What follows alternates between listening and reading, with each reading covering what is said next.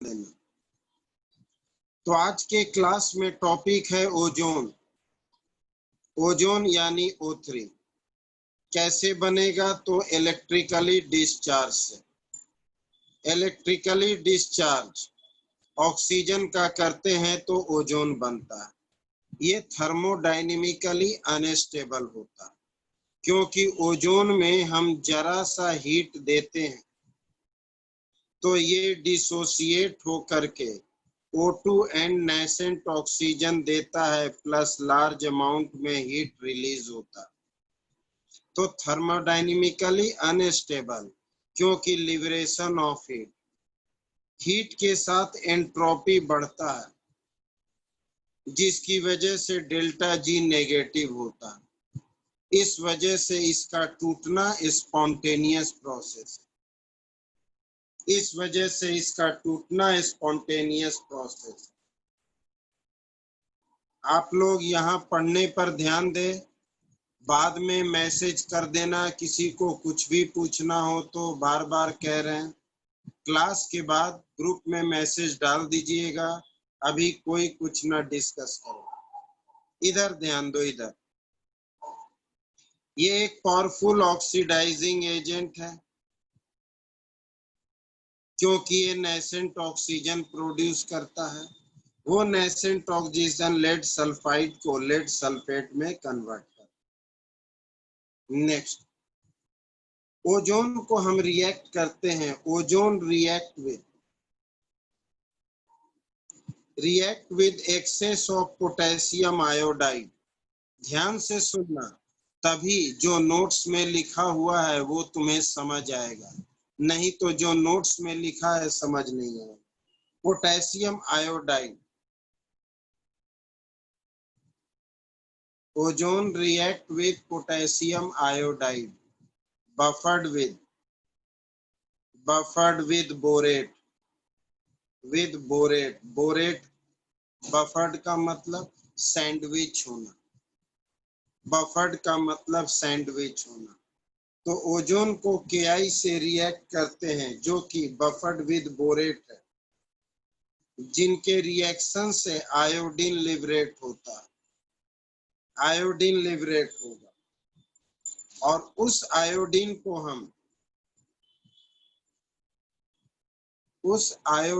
हम ध्यान से सुनना, सोडियम थायोसल्फेट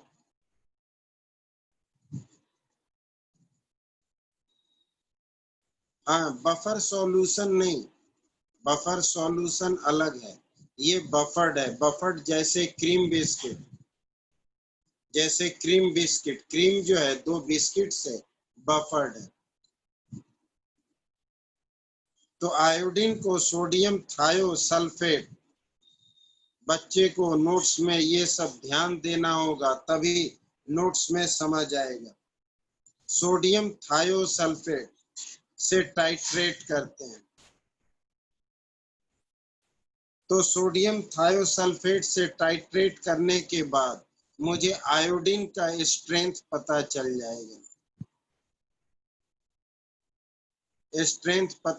जाएगा। और आयोडीन के स्ट्रेंथ से मुझे पता चलेगा ओजोन कितना मिला। तो ये जो प्रोसेस होता है इसे बोलते हैं quantitative estimation of ozone. Quantitative estimation of ozone इसे कहा जाता है। हमारी बात को ध्यान से सुनना, ध्यान से। तुम्हारे पास ओजोन है। क्वेश्चन ये है कि कितना ओजोन है ये पता करना है। Quantitative estimation of ozone. तुम्हारे पास ओजोन है, पता करना है कितना ओजोन है।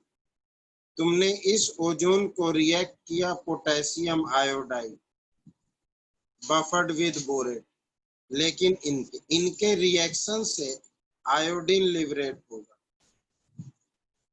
आयोडीन कितना लिबरेट होगा? तो जितना ओजोन है, जितना ओजोन होगा उतना ही आयोडीन को लिबरेट करेगा। तो आयोडीन उतना ही लिबरेट करेगा जितना ओजोन है। आयोडीन कितना लिबरेट हुआ, हम इसका टाइट्रेशन कर लेंगे। टाइट्रेशन से इसका स्ट्रेंथ पता चल जाएगा।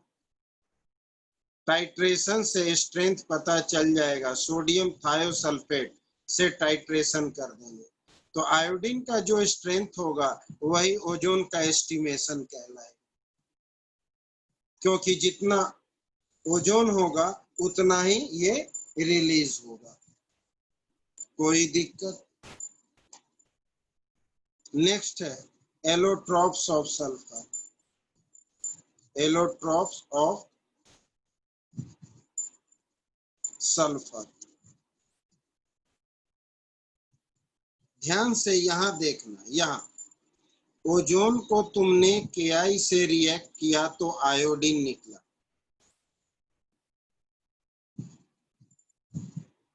क्योंकि ओजोन ही आयोडीन को लिबरेट कर रहा है। क्योंकि ओजोन ही आयोडीन को लिबरेट कर रहा है इनसे रिएक्ट होकर। तो जितना ओजोन होगा उतना ही आयोडीन लिबरेट होगा। ठीक है। अब आयोडीन कितना लिबरेट हुआ तो टाइट्रेशन से पता चल गया।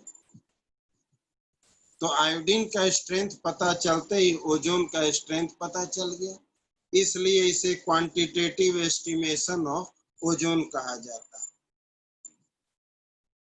क्योंकि ओजोन टूटेगा तो मुझे O2 प्लस O मिलेगा, पोटेशियम KO2 बना लेगा, आयोडीन अलग निकल जाएगा।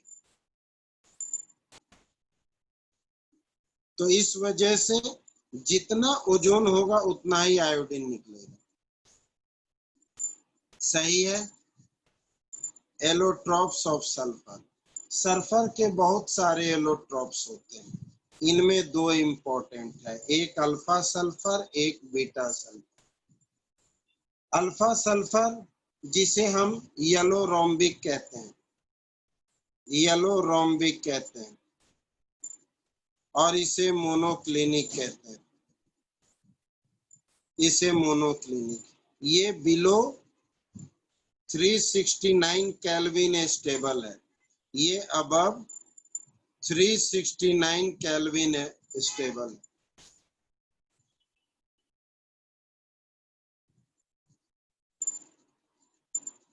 हमारी वॉइस में प्रॉब्लम है, आवाज कट के आ रही है।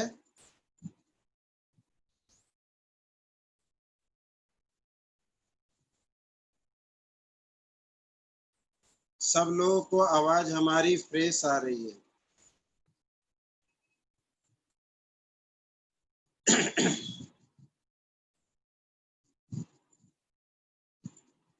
ध्यान से सुनना। Allotropes of sulphur.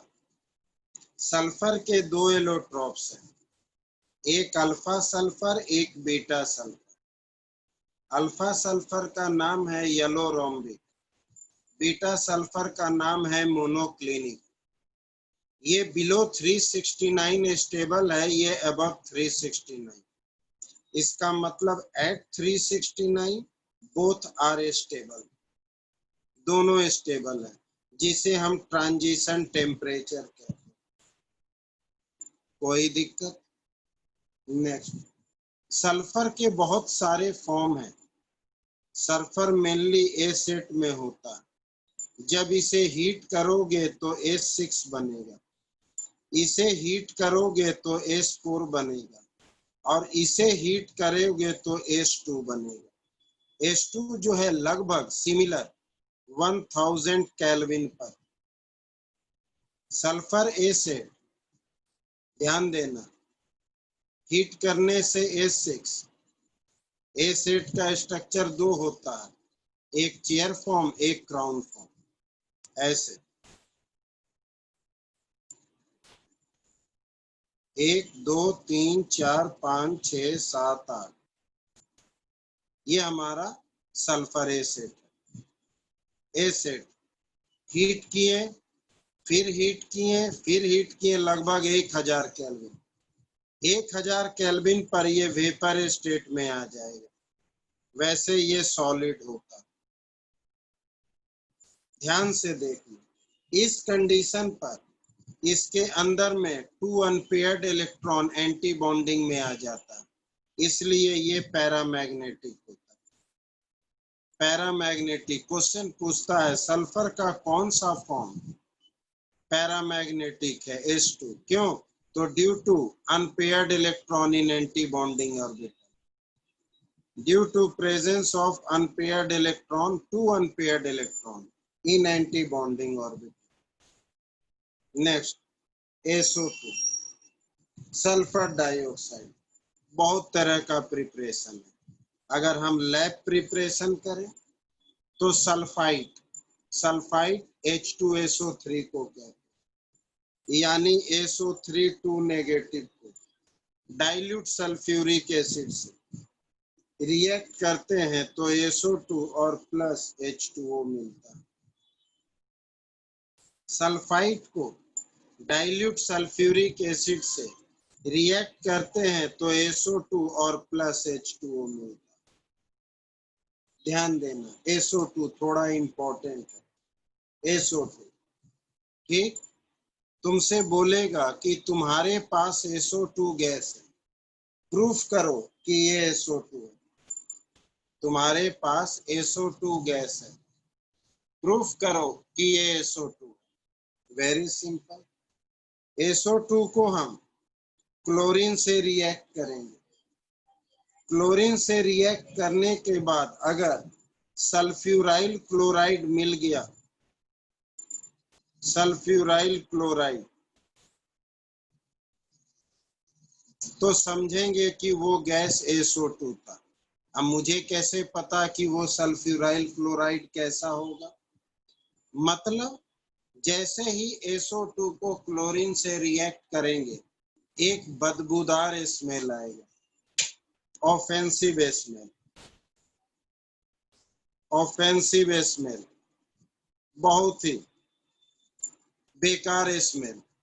तो अगर हमने SO2 रॉटेन एग जैसे, बिल्कुल सही, तो अगर रॉटेन एग की तरह अगर SO2 को क्लोरीन से रिएक्ट करने पर अगर एक सड़े हुए अंडे की तरह स्मेल आए तो समझ लेना वो सल्फ्यूराइल क्लोराइड है।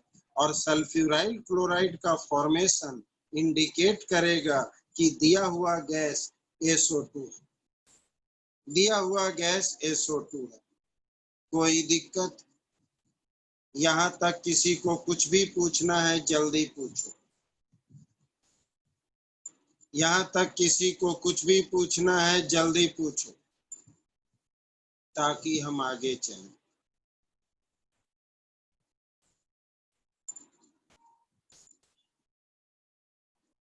ध्यान देना, तुम्हारे पास SO2 है, पहले SO2 का प्रिपरेशन, सल्फाइड को डाइल्यूट सल्फ्यूरिक एसिड से, एसिड का ये क्राउन शेप में, इसे क्राउन शेप कहते हैं, ये क्राउन शेप है, ये क्राउन शेप एसिड 1 2 3 4 5 6 7 8 एसिड।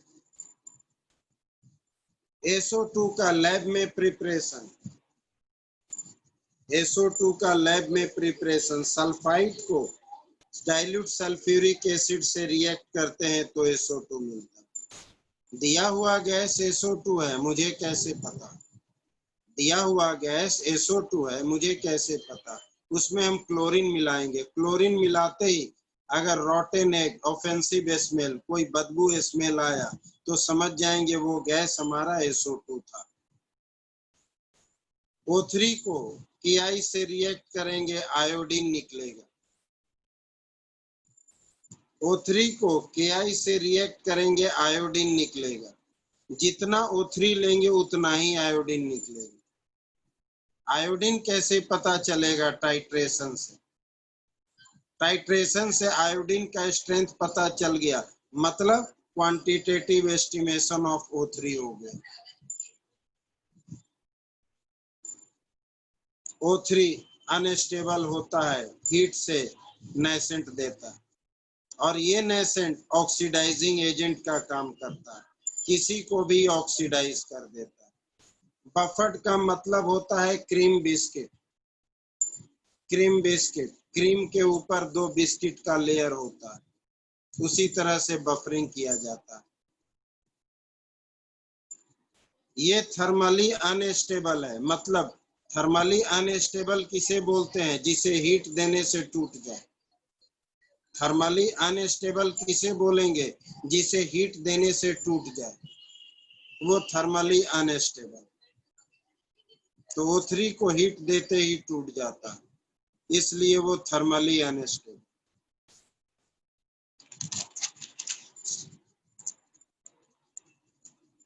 अब आपने पढ़ा SO2 के बारे में कि SO2 का प्रिपरेशन भी कर लिए, डिटेक्शन भी। अब ये जो SO2 है, SO2 is a reducing agent. ये एक रिड्यूसिंग एजेंट, ठीक, बहुत अच्छा स्ट्रॉन्ग रिड्यूसिंग एजेंट का। इट कैन रिड्यूस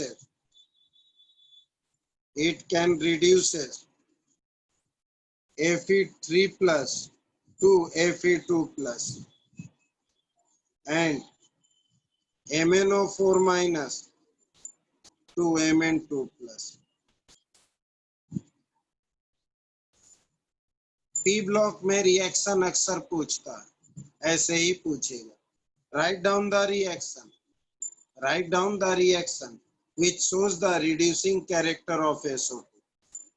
मर्जी तुम्हारी, कोई भी एक लिख सकते, मर्जी तुम्हारी। जैसे कि SO2 MnO4- को रिड्यूस कर दिया एक्वस मीडियम में, क्या बनाया? SO4 Mn2+। हमारी बात को सुने, हमारी बात को सुने। Mn2+ H+। SO2 इसे रिड्यूस किया, कैसे? इनका ऑक्सीडेशन नंबर कम हो गया। तो यहाँ 2 बातें, अगर ये इसको रिड्यूस कर रहा है, इट मीन्स ये इसको ऑक्सीडाइज कर रहा है। तो कभी इनके बारे में भी पूछ दे।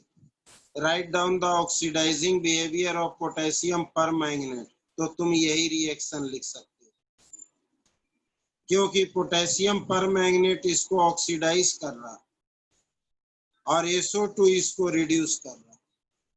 सीधी सी बात है, कोई किसी को ऑक्सीडाइज कर रहा है, इसका मतलब वो इसको रिड्यूस कर रहा है। तो अगर SO2 इनको रिड्यूस कर रहा है, तो ये इसको ऑक्सीडाइज कर रहा है। इसका ऑक्सीडेशन नंबर कम हो गया और इसका ऑक्सीडेशन नंबर बढ़ गया। इस SO2 का जो शेप होता है, ध्यान देना, किसी ने कुछ पूछा उसी का जवाब। इस पे एक लोन पेयर होता, इसकी वजह से, और ये रेजोनेंस स्टेबलाइज्ड है, ये रेजोनेंस स्टेबलाइज्ड है, ये एंगुलर शेप कहलाता है, ये एंगुलर शेप कहलाता है। कोई दिक्कत? SO2 के बारे में इतनी सारी बातें। अब ऑक्सो एसिड, अब oxo acid oxygen containing acid, oxo acid पहले भी बताएं, फास्फोरस में पढ़े थे। तो H2SO3, H2SO4, H2H2O7, ध्यान देना, H2H2O8, कुछ भी हो सकता है। Sulphurous acid, sulphuric acid, pyrosulphuric acid, पर ऑक्सो सल्फ्यूरिक एसिड, इसे हम ओलियम भी कहते हैं, इसे हम ओलियम भी कहते हैं। एक सेकेंड, हाँ, वो चश्मा का बॉक्स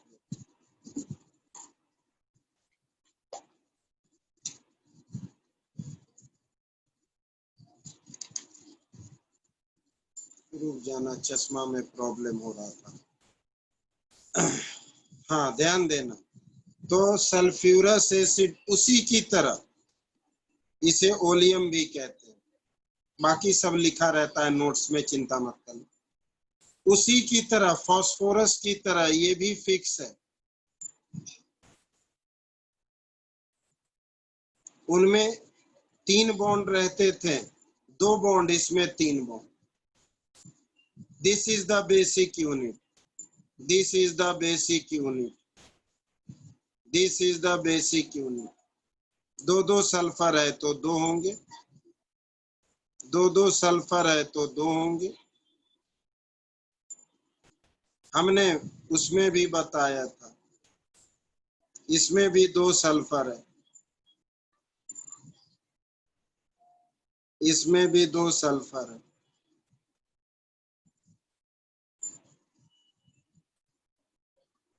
याद करो, ऑक्सो एसिड और फास्फोरस में भी बताए थे, जहां भी ऑक्सो एसिड होगा ऐसे ही काम चलेगा। पहले ऑक्सीजन बैलेंस करेंगे, 3 ऑक्सीजन, 1 2 3। पहले ऑक्सीजन 1 2 3, 2 हाइड्रोजन 1 2, ये तो रह गया, मतलब यहाँ लोन पेयर रह गया, मतलब यहाँ लोन पेयर रह गया। अभी अभी ध्यान दो, अभी 4 ऑक्सीजन 1 2 3 4, 2 हाइड्रोजन ये रहा, 7 ऑक्सीजन 1 2 3 4 5 6 7, 2 हाइड्रोजन हो चुका है। 8 ऑक्सीजन 1 2 3 4 5 6, तो 7 8, 7 8, 2 हाइड्रोजन हो चुका। इस तरह से आप इनका स्ट्रक्चर ड्रॉ कर सकते हैं, स्ट्रक्चर ड्रॉ कर सकते हैं। ये ऑक्सीजन जब ऑक्सीजन से जुड़ता है तो ये पर ऑक्साइड कहलाता है। ऐसे केस में जब ऑक्सीडेशन नंबर सल्फर का निकालेंगे तो 2 सल्फर 2x, 2 हाइड्रोजन, 2 हाइड्रोजन, तो 1 into 2, 1 2 3 4 5 6, सिंपल ऑक्सीजन 6 है तो -2 into 6, और 2 पर ऑक्साइड है, ऑक्सीजन ऑक्सीजन, तो -1 into 2 इक्वल्स टू 0, तो x इक्वल्स टू 6। ऐसे निकालेंगे। ये 3 ऑक्सीजन सिंपल ऑक्साइड है, ये 2 ऑक्सीजन पर ऑक्साइड है, और ये 2 हाइड्रोजन है, और ये 2 सल्फर है। ध्यान देंगे, ये सारी बातें भी पूछे जाते हैं। अब हम आते हैं, इन सब में से मुझे ये पढ़ने हैं अलग से, सल्फ्यूरिक एसिड, सल्फ्यूरिक एसिड जिसे हम H2SO4 मानते हैं। कंफ्यूजन हो बोलना जरूर। हम आगे चले, हम आगे चले। Oxidation number 11th class, redox chapter. Sulphur का ऑक्सीडेशन नंबर निकालना है, 2 सल्फर, 2 हाइड्रोजन, 6 ऑक्सीजन सिंपल है, 2 ऑक्सीजन पर ऑक्साइड है। 11th class redox chapter. Sulphuric acid from contact process, contact process से बनता है। कैसे बनेगा? 3 स्टेप में। पहले सल्फर ऑक्सीजन के साथ SO2 बना था, ये SO2 ऑक्सीजन के साथ वेनेडियम पेंटाऑक्साइड के प्रेजेंस में SO3 बना था। ये SO3 सल्फ्यूरिक कॉन्टैक्ट प्रोसेस इसलिए नाम दिया गया कि सल्फ्यूरिक एसिड का प्रिपरेशन सल्फ्यूरिक एसिड के हेल्प से होगा। ये SO3 H2SO4 slight very small amount, very small amount से मुझे ओलियम मिल जाएगा, ओलियम। अब इस ओलियम को डाइल्यूट करेंगे, ये ओलियम यानी dilution of oleum, dilution of oleum gives large amount of H2SO4. एक एक मॉलिक्यूल से दो दो मॉलिक्यूल मिलता जाता है। कैसे? ये रहा ओलियम। अगर ओलियम को हम वाटर से रिएक्ट करते हैं, इधर OH इधर H, एक मॉलिक्यूल से दो H2SO4 मिल जाएगा। एक मॉलिक्यूल से दो H2SO4। तो कॉन्टैक्ट प्रोसेस इस वजह से नाम रखा गया कि H2SO4 बनाने के लिए H2SO4 का यूज करना।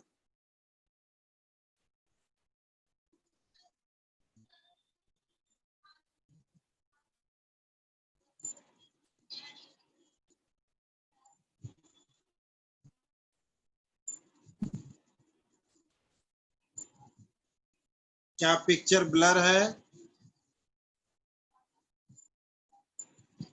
क्या पिक्चर ब्लर है?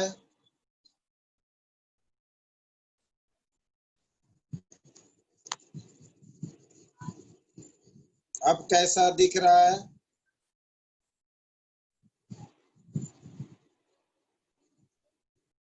अभी कैसा दिख रहा है?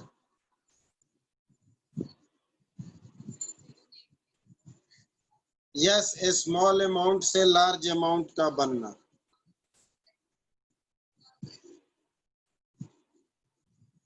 स्मॉल अमाउंट से लार्ज अमाउंट का बनना।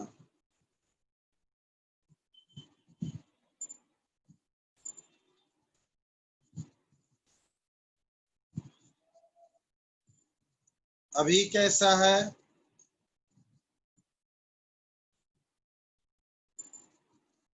फिर से कॉन्टैक्ट प्रोसेस, फिर से कॉन्टैक्ट प्रोसेस, फिर से पहले तो सुनो, कॉन्टैक्ट प्रोसेस नाम क्यों दिया गया? H2SO4 का प्रिपरेशन के लिए स्मॉल अमाउंट में H2SO4 ही लेना पड़ता, डाइल्यूट। इस वजह से कॉन्टैक्ट प्रोसेस नाम पड़ा। सबसे पहले SO2 बनेगा, SO2 से SO3, और SO3 को H2SO4 से ओलियम। ओलियम को जब डाइल्यूशन करते हैं वाटर से रिएक्शन, ओलियम में पानी डालते जाओ तो H2SO4 बनता जाएगा। ये रहा ओलियम। इसे पानी डालेंगे तो टूटेगा, H इसे OH इसे। अब इसके H2SO4 बनाने का तो बहुत तरीका है, हमें कॉन्टैक्ट प्रोसेस पढ़ना, हमें कॉन्टैक्ट प्रोसेस पढ़ना। कोई भी कंपाउंड बनाने का एक नहीं सैकड़ों प्रोसेस होते हैं। ये तो लार्ज अमाउंट बनाने के लिए कॉन्टैक्ट प्रोसेस यानी मैन्युफैक्चरिंग प्रोसेस। जब मुझे लार्ज अमाउंट बनाना, मेरे पास थोड़े से H2SO4 है जिससे लार्ज अमाउंट में कन्वर्ट कर देना SO3 के हेल्प से, और फिर डाइल्यूशन के हेल्प से। अब ये H2SO4 है, तुमसे पूछेगा what are the favourable condition for maximum yield of H2SO4। Favourable condition, तो फेवरेबल कंडीशन कौन कौन से? V2O5 catalyst, V2O5 as a catalyst, 2 bar pressure और 720 kelvin temperature. These are the favorable condition। कोई दिक्कत? किसी को कोई दिक्कत? V2O5 is a catalyst। V2O5 is a catalyst।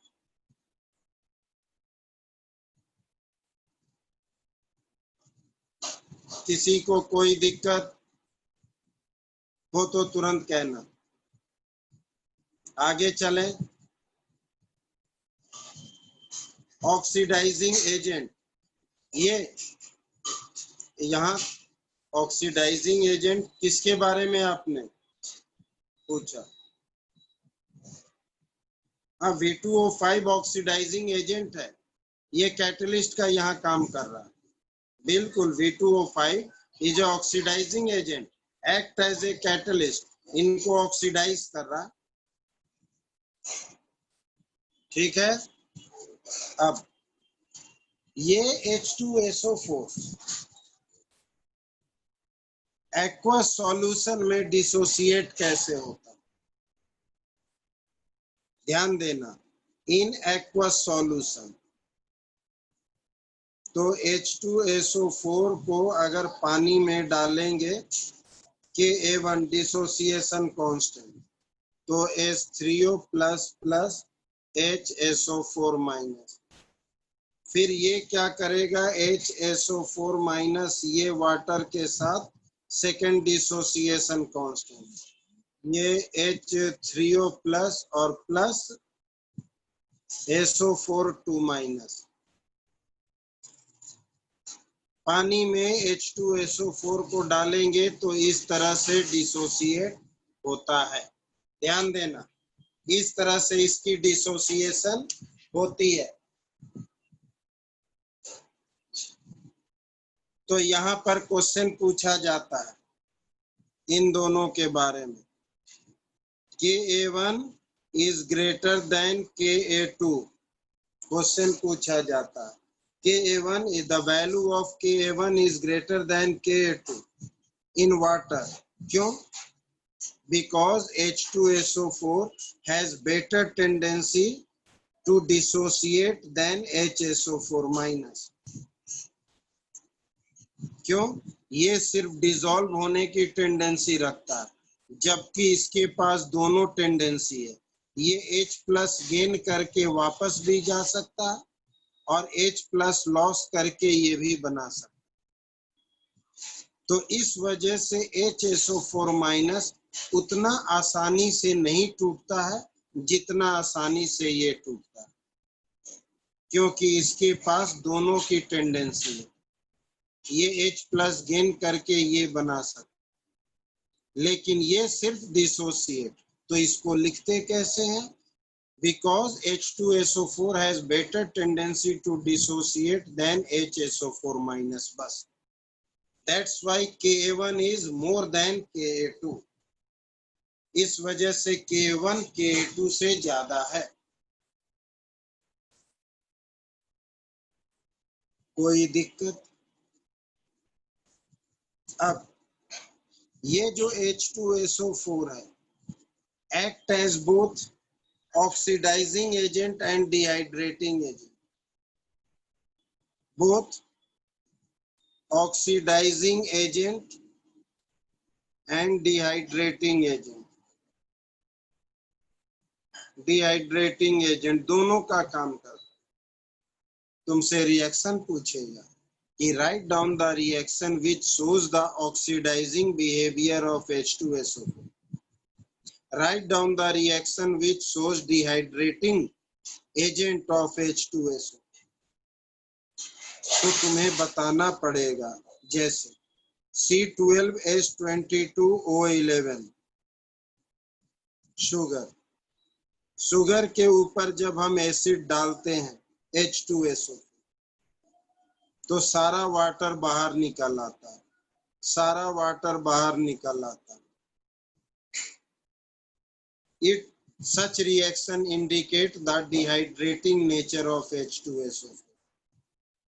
Sugar के ऊपर अगर हम एसिड डालेंगे तो केवल कार्बन मिलेगा, सारा वाटर बाहर आ जाता है, केवल कार्बन मिलेगा। लेकिन अगर हमने किसी मेटल के साथ, कॉपर हो, जिंक हो, इनको अगर हमने H2SO4 से रिएक्ट किया तो इसे कॉपर को कॉपर सल्फेट बना दिया। तो इस वक्त ये ऑक्सीडाइजिंग बिहेवियर शो कर रहा है, क्योंकि कॉपर को कॉपर सल्फेट बनाना ऑक्सीडाइज कर दिया। तो this reaction shows the oxidizing behavior of H2SO4 and this reaction shows the dehydrating nature of H2SO। लेकिन एक ही साथ दोनों नेचर कैसे शो कर सकता है? कुछ तो डिफरेंस होगा। बिल्कुल है, ध्यान से सुनना। जब कंसंट्रेटेड सल्फ्यूरिक एसिड होता है, कंसंट्रेटेड, तब वो डिहाइड्रेटिंग बिहेवियर शो करता है। लेकिन जब हॉट कंसंट्रेटेड सल्फ्यूरिक एसिड होगा तब वो ऑक्सीडाइजिंग बिहेवियर शो करेगा। इसलिए जरा सा का फर्क होता है। अगर सिंपल नॉर्मल कोल्ड कंसंट्रेटेड है तो डिहाइड्रेटिंग एजेंट, और अगर हॉट कंसंट्रेटेड है तो ऑक्सीडाइजिंग एजेंट। हमने कहा H2SO4 दोनों कैरेक्टर शो करता है। जब वो कंसंट्रेटेड फॉर्म में है, जब वो कंसंट्रेटेड सल्फ्यूरिक एसिड है तो डिहाइड्रेटिंग नेचर शो करेगा। डिहाइड्रेशन का मतलब वाटर का रिमूवल। और जब हॉट कंसंट्रेटेड होगा तो वो ऑक्सीडाइजिंग बिहेवियर शो करेगा, किसी मेटल को ऑक्सीडाइज कर देगा, किसी मेटल को ऑक्सीडाइज कर देगा। ये कौन खेल कर रहा है? अरे यार तुम लोग 12th में हो, क्यों खेल करते हो? हाँ हाँ जी, ये प्योर कार्बन होगा, बिल्कुल प्योर कार्बन। हम आगे चले, हमारा 16 ग्रुप खत्म होता है, हम 17 ग्रुप में आते हैं।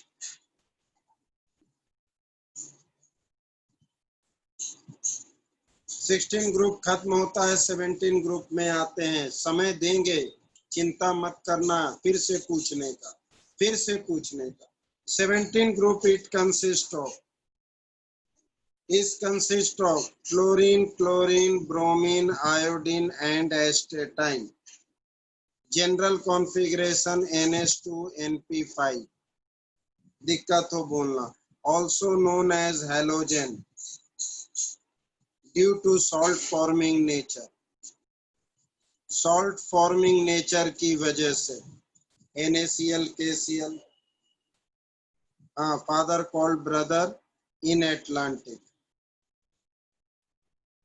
Atlantic ये हैलोजन कहलाता है क्योंकि सॉल्ट का फॉर्मेशन करता है NaCl, KCl, NaBr, KBr etcetera. ठीक है, हाईली रिएक्टिव होते हैं। जिस तरह से ग्रुप 1 हाईली रिएक्टिव मेटल, उसी तरह से group 17 highly reactive non metal. क्योंकि group 1 easy to loss 1 electron, group 17 easy to gain 1 electron. That's why they are highly reactive non-metal, यानी कि हाईली रिएक्टिव नॉन मेटल है। यही एक ऐसा ग्रुप है, यही एक ऐसा ग्रुप है, सिंगल ग्रुप, जिसमें सॉलिड भी है, लिक्विड भी है और गैस भी है। बाकी कोई ग्रुप नहीं, जिसमें तीनों फेज होते हैं, सॉलिड भी, लिक्विड भी, गैस भी। 17 father called brother in Atlantic. Father called brother in Atlantic.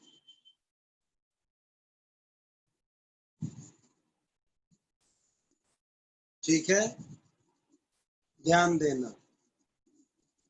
अब वही पुरानी बातें,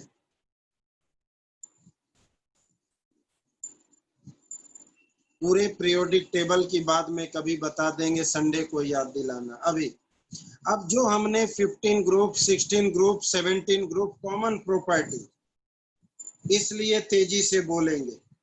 common properties, atomic radius increases due to increase in number of shell, due to increase in number of cell.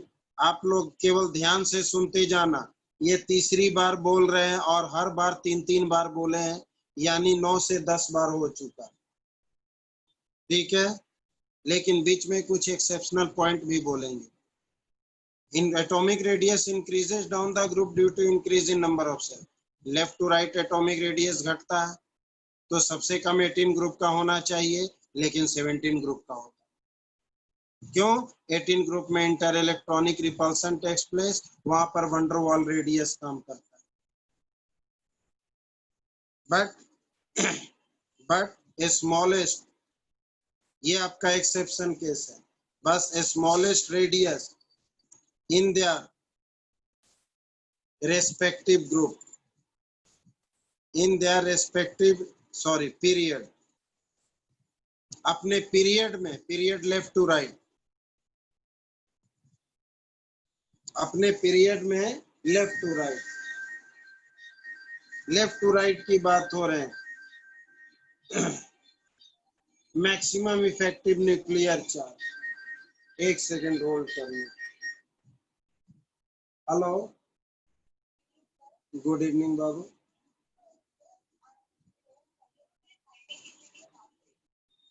Eleventh class के लिए, हाँ हाँ, 1 सितंबर कल से। तो जिस फोन से तुम्हें क्लास लेना है उस फोन में तुम जूम ऐप डाउनलोड कर लो। हाँ, तो इसी नंबर से मुझे अपना नाम और क्लास सेंड कर दो, मैं लिंक सेंड कर दूंगा और रजिस्टर कर लूंगा तुम। ठीक है, तो इसी नंबर से अपना नाम और क्लास दोनों सेंड कर। ओके,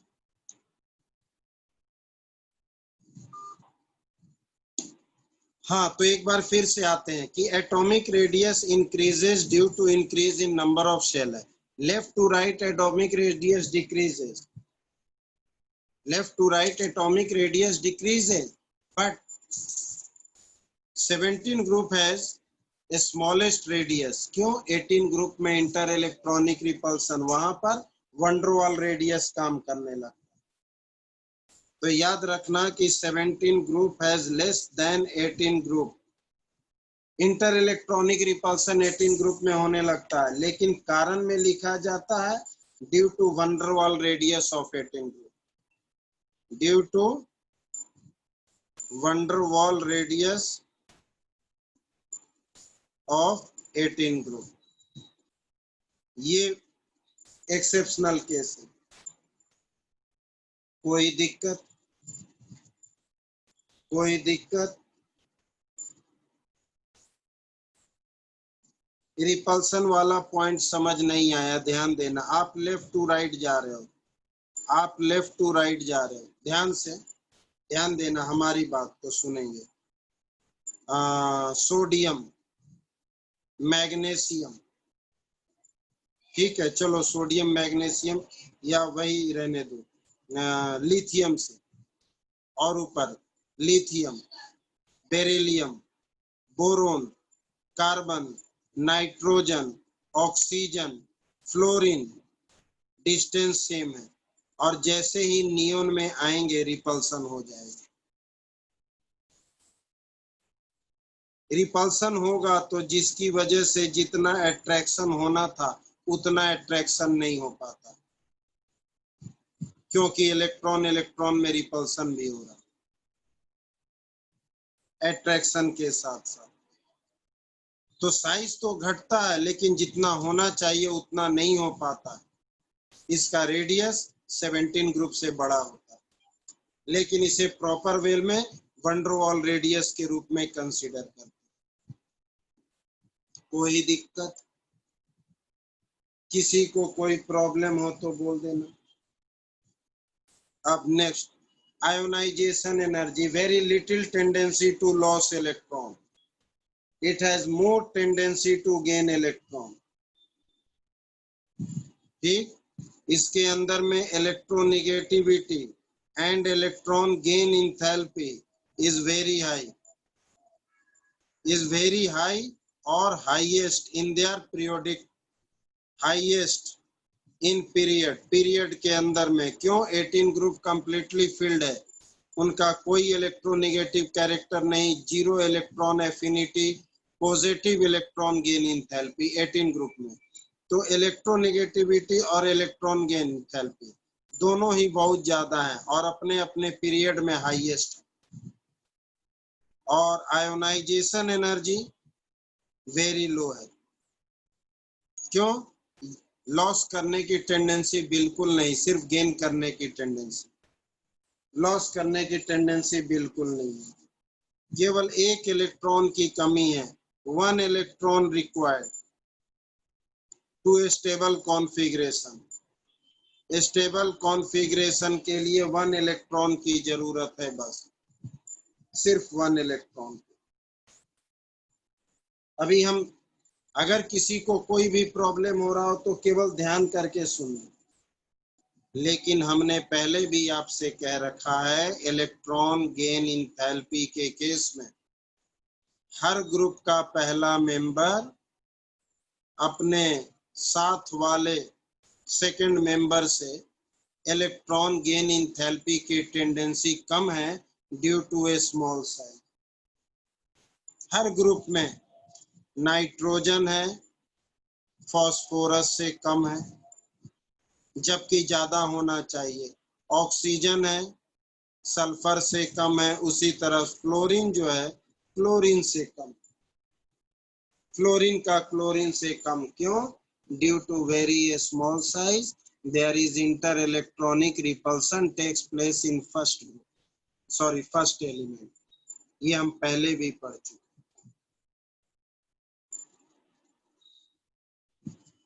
थोड़ा सा होल्ड करेंगे सब लोग, खासकर जिन्हें जल्दी समझ आ गया। मुझे जरा उनके लिए फिर से बोलने दो। 17 ग्रुप, तसल्ली से सुनो, फिर से सुनो तसल्ली से। 17 group, it consists of fluorine, chlorine, bromine, iodine and astatine. Astatine radio active है, इसलिए हम बात हमेशा इन चारों की करते हैं। इसलिए जब भी हम पढ़ाई करेंगे इनके बारे में नहीं। ये 2s2 2p5, 3s2 3p5, 4s2 4p5 मतलब NH2 NP5। ये सारे के सारे सॉल्ट बनाते हैं, NaCl KCl, NaBr KBr। Salt formation की वजह से इन्हें हैलोजन कहते हैं। हैलोजन का मतलब जो सॉल्ट बना। हाईली रिएक्टिव नॉन मेटल होता है। हाईली रिएक्टिव नॉन मेटल क्यों? एक इलेक्ट्रॉन मिलते ही स्टेबल हो जाएगा, तो एक इलेक्ट्रॉन गेन करना बड़ा आसान होता है। इस वजह से they are highly reactive non metal. पूरे पीरियोडिक टेबल में यही एक ऐसा ग्रुप है जिसमें सॉलिड लिक्विड गैस तीनों फेज है, जिसमें सॉलिड लिक्विड गैस तीनों फेज है।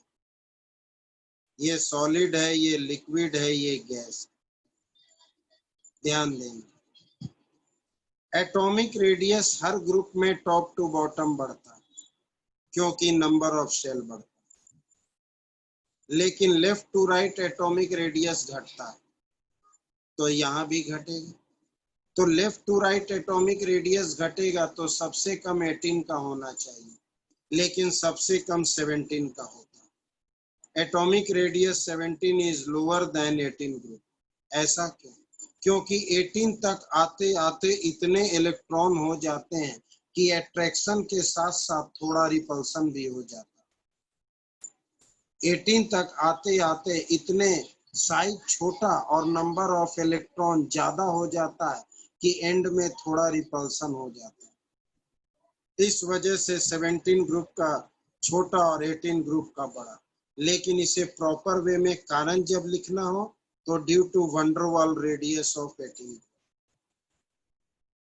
Left to right electron gain enthalpy बढ़ता है, लेफ्ट टू राइट इलेक्ट्रोनेगेटिविटी भी बढ़ता है, लेफ्ट टू राइट।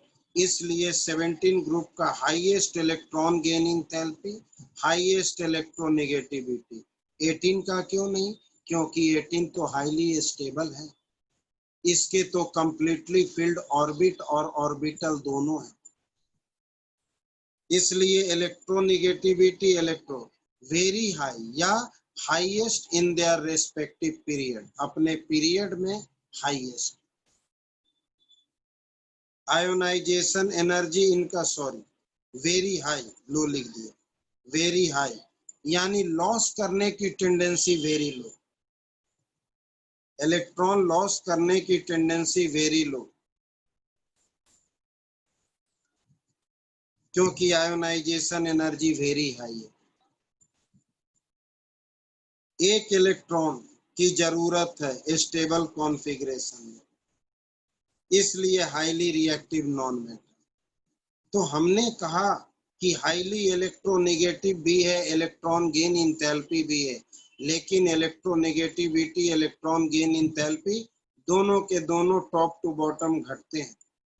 अगर टॉप टू बॉटम घटते हैं तो सबसे ज्यादा फ्लोरीन का होना चाहिए, लेकिन ऐसा नहीं है। हर ग्रुप का पहला element electron gain enthalpy high होना चाहिए, लेकिन हर ग्रुप में हाई की वजह लो होता है। ऐसा क्यों? Due to very small size inter electronic repulsion takes place.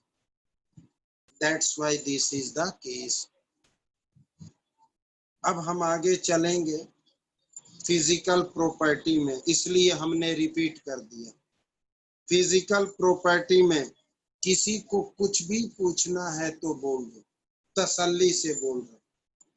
किसी को कुछ भी पूछना है, फिर से बोल रहे हैं, किसी को कुछ भी पूछना हो तो साफ शब्दों में कहना, सर बता दो।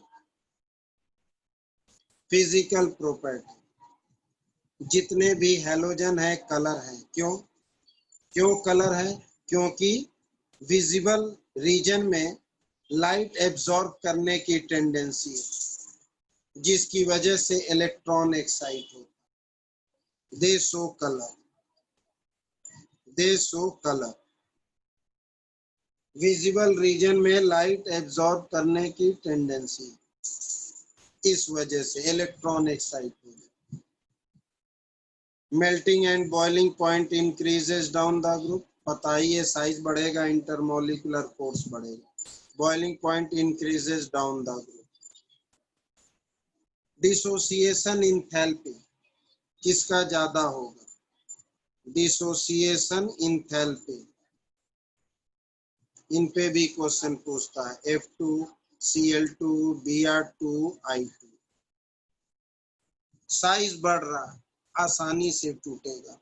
F2 का मतलब साइज ये, Cl2 का मतलब साइज ये, Br2 का मतलब साइज ये, और I2 का मतलब साइज ये। आसानी से कौन टूटेगा? I2। और मुश्किल से कौन टूटेगा? ये ऑर्डर याद रखना, Cl2, Br2, F2 and I2। Order याद रखना, ऑर्डर याद रखो। ऐसा क्यों? Due to very small size of fluorine inter electronic repulsion takes place. इनके बीच में इतना ज्यादा रिपल्सन होता है कि इनके कंपैरिजन में कम से ही टूट जाता है। नहीं, ये रेडियो एक्टिव है, हमने शुरू में ही मना कर दिया कि रेडियो एक्टिव की बात नहीं करेंगे, हम इन चारों को ही पढ़ेंगे। फिर से बोल रहे हैं, डिसोसिएशन एनर्जी सबसे कम इनका, सबसे ज्यादा इनका होना चाहिए था, लेकिन ऐसा नहीं। वेरी स्मॉल साइज के बीच दो फ्लोरीन के बीच में खुद ही रिपल्सन होता है। इतना स्ट्रॉन्ग रिपल्सन होता है कि क्लोरीन और ब्रोमीन से भी कम एनर्जी में टूट जाता है। तो सबसे ज्यादा एनर्जी इसका, फिर इसका, फिर इसका, फिर इसका। ये बात याद रखेंगे अच्छी तरह से, जरूरी। ठीक। और फिर एक बहुत ही इंपॉर्टेंट पॉइंट, ये इंपॉर्टेंट है, खास कर याद रखिए। ऑल्दो, ये क्वेश्चन है कि although electron gain enthalpy of fluorine is less negative than chlorine, yet it is a strong oxidising agent. ध्यान देना, स्ट्रॉन्ग ऑक्सीडाइजिंग एजेंट कौन होता है, पहले ये जान। स्ट्रॉन्ग ऑक्सीडाइजिंग एजेंट वही होता है जिसका मोर इलेक्ट्रॉन गेन इंथैल्पी होता है, जिसका मोर गेन इलेक्ट्रॉन इंथैल्पी होता है। मोर इलेक्ट्रॉन गेन इंथैल्पी तो सर आपने अभी अभी कह दिया कि क्लोरीन का होता है, स्मॉल साइज की वजह से, ऑर्डर भी लिख दिया। अगर इलेक्ट्रॉन गेन इंथैल्पी क्लोरीन का है तो ऑक्सीडाइजिंग एजेंट क्लोरीन होना चाहिए। इसलिए क्वेश्चन बनता है कि although electron gain enthalpy of chlorine is less negative than chlorine, yet it is a strong oxidizing agent. Why?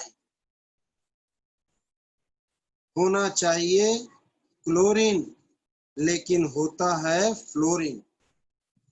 कारण तो due to low dissociation energy of FF bond and high hydration energy of F negative।